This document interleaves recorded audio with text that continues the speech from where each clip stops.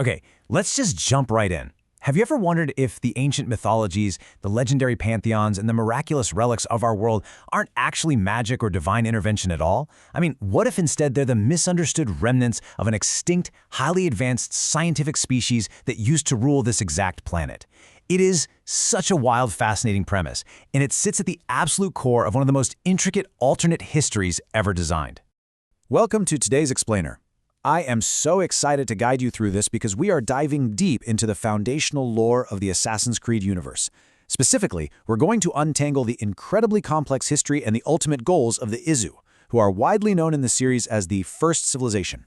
For anyone trying to really grasp the overarching narrative of these games, understanding who the Isu were, what they wanted, and how they eventually fell is absolutely essential.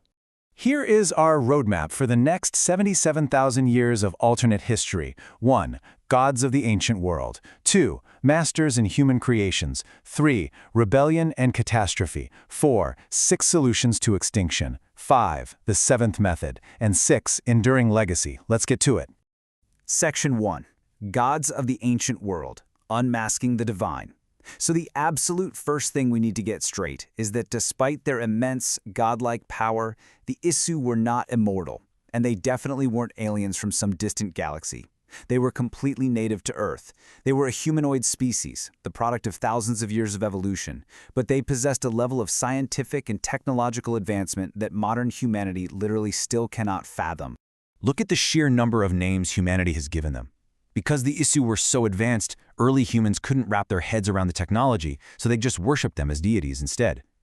Depending on which culture you look at in the game's lore, the Isu were called those who came before, or they get the scientific classification Homo sapiens divinus. But here's the kicker. They are the literal basis for our real-world mythologies. The Capitoline triad of Jupiter and Minerva, Isu. The Norse Aesir, the biblical Nephilim, the Egyptian gods, they are all just different factions of this exact same advanced earthly species. And honestly, this is the brilliance of the entire narrative framework we're dealing with. The universe takes a very strict, rationalistic, reductionist approach to real-world faith. Every religious miracle, every magic spell, every divine intervention recorded in human history is reduced down to a totally rational explanation. It was just a side effect of hyper-advanced Isu science. The myths are literally just how primitive human minds tried to process technology they couldn't understand. Let's make this super concrete. Take the real-world Shroud of Turin, which many believe to be the miraculous burial shroud of Jesus of Nazareth. In the game's lore, this is reimagined as the Shroud of Eden. So all those biblical miracles, the spontaneous healings, and even the resurrection, the lore explains them away. It's not divine magic. It's the programmed outputs of an incredibly powerful piece of ancient medical tech manipulating the human body. But wait, why would literal gods even need medical tech in the first place? Just listen to this quote from the Isu scientist Consus. "The war of unification raged. We created devastating swords to end it, but then killed. I created shrouds to heal." This shows us that their supposedly utopian society was actually a massive facade. They were prone to these brutal, devastating civil wars among their own factions. They built weapons of mass destruction, and they desperately needed advanced trauma technology, like the Shrouds, just to survive the wars they waged against each other. All right, Section 2, Masters and Human Creations. A workforce is born. So, if they were so remarkably advanced, why did they need us? Why was humanity even created? Well, this is where the Isu's story turns incredibly dark. They didn't create humanity out of love or some desire to nurture life. No, they created us purely out of economic and military necessity. The really crucial takeaway here is just how ruthlessly pragmatic the Isu were. They took existing hominids native to Earth and genetically altered them. They engineered Homo sapiens, us, specifically to be an obedient, cheap, and domestic slave labor force to build their massive cities. Meanwhile, they engineered Neanderthals to serve as a dedicated military force. Humanity was, quite literally, a manufactured product designed to serve. But think about it. How do you actually control millions of human slaves who vastly outnumber you? You use the pieces of Eden. These weren't just fancy tools. They were highly advanced artifacts specifically calibrated to the human nervous system. They were designed to suppress free will, force absolute obedience, and allow a single Isu to control the minds of their entire human workforce. The gods ruled through literal, undeniable mind control.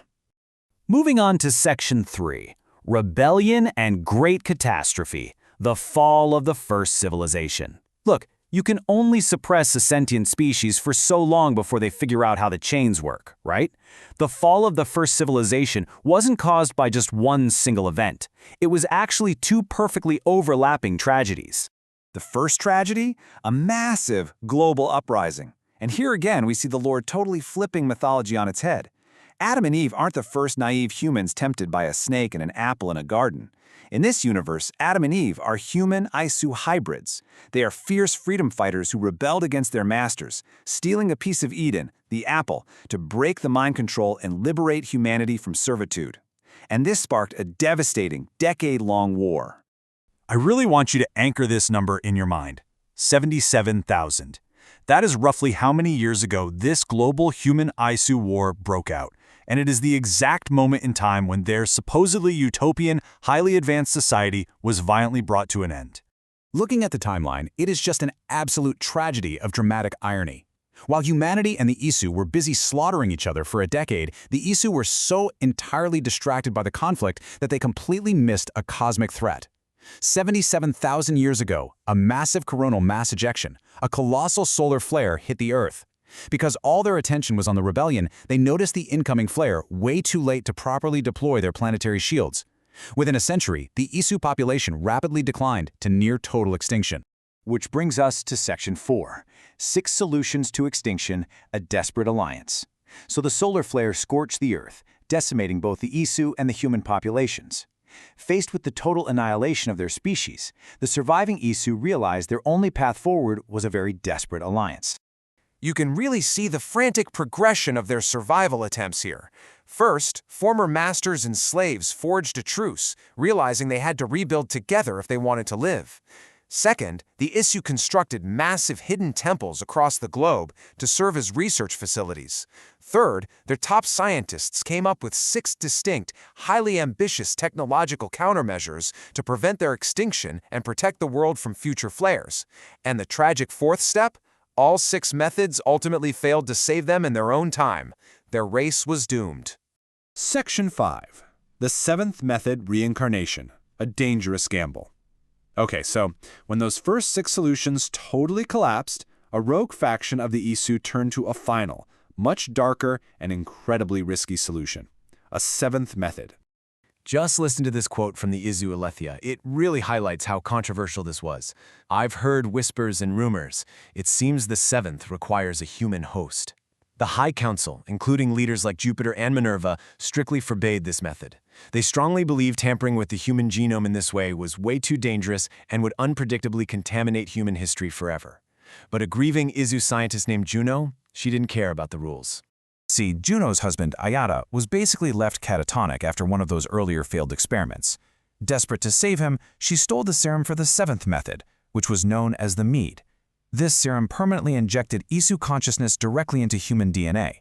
It meant that long after the Isu bodies died out, their minds would randomly reincarnate as human beings, thousands and thousands of years in the future. It was the ultimate, albeit highly dangerous, workaround to physical extinction. And finally, Section 6, the Isu's enduring legacy, echoes in the present. Why does all this ancient history actually matter for a game series set across various eras of human history right up to the modern day? Well, because the Isu never really left. The big takeaway you need from this is that the modern world is still completely dictated by the ghosts of the first civilization. That special eagle vision the protagonists always have. That's a direct biological result of mixed-issue human bloodlines that survived through the ages. The entire endless war between the Assassins and the Templars, fundamentally, it's just a battle to control those leftover pieces of Eden. And ironically, while the Isu's survival plans failed in their own time, the recorded messages they left behind successfully guided humanity to stop a second cataclysmic solar flare back in 2012. Today, the Isu live on, hidden away in the DNA of their creations and the manipulated myths of our religions. Which naturally leaves us with one final lingering question. Humanity now holds the power of the gods. We have their weapons, their tech, and in some cases even their reincarnated minds. But can we actually use the Isu's legacy to safeguard our future? Or are we just doomed to wage the exact same endless, destructive wars that wiped out our creators 77,000 years ago? It is a heavy thought for sure, and it's exactly what makes the lore of this universe so endlessly captivating. Thanks for hanging out and joining me on this deep dive into the first civilization.